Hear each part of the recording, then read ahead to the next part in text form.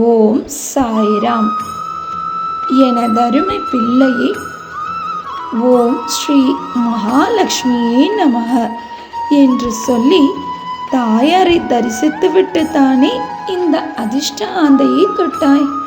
இதுவரை உன் பழைய வீடு கொஞ்சம் கொஞ்சமாக உன் கண் முன்னாடியே உடைந்து கொண்டிருப்பதை பார்த்தும் உன் கையில் போதிய பணம் இல்லாததால் பல வருடமாக என் முன்னாடி அழுது கொண்டிருந்தாய்.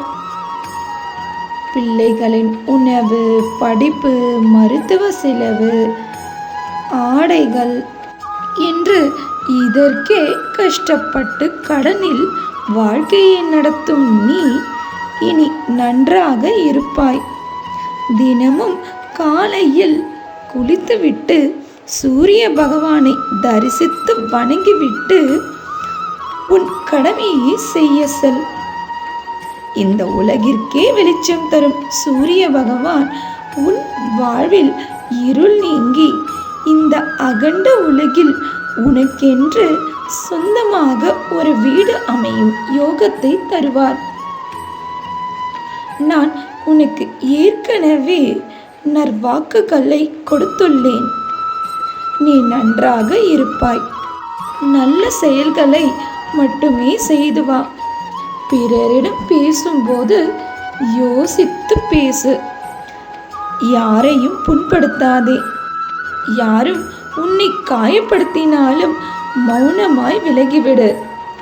அவர்களிடம் இருந்து எந்த சாபமும் பெற்றுவிடாதே. ஏற்கனவே பல சாபங்களிலிருந்து இப்போதுதான் மீண்டு வந்துள்ளாய். மீண்டும் அதே புதைக்குழியில் போய் விழாதே. இன்னும் உனக்கு நிறைய அதிசயங்கள் காத்திருக்கிறது.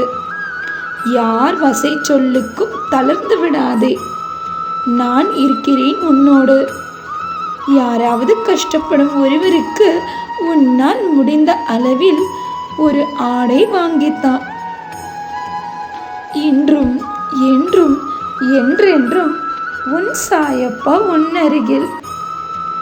வாழ்க வையகம், வாழ்க வளமுடன். ஜெய் சாய்ராம்.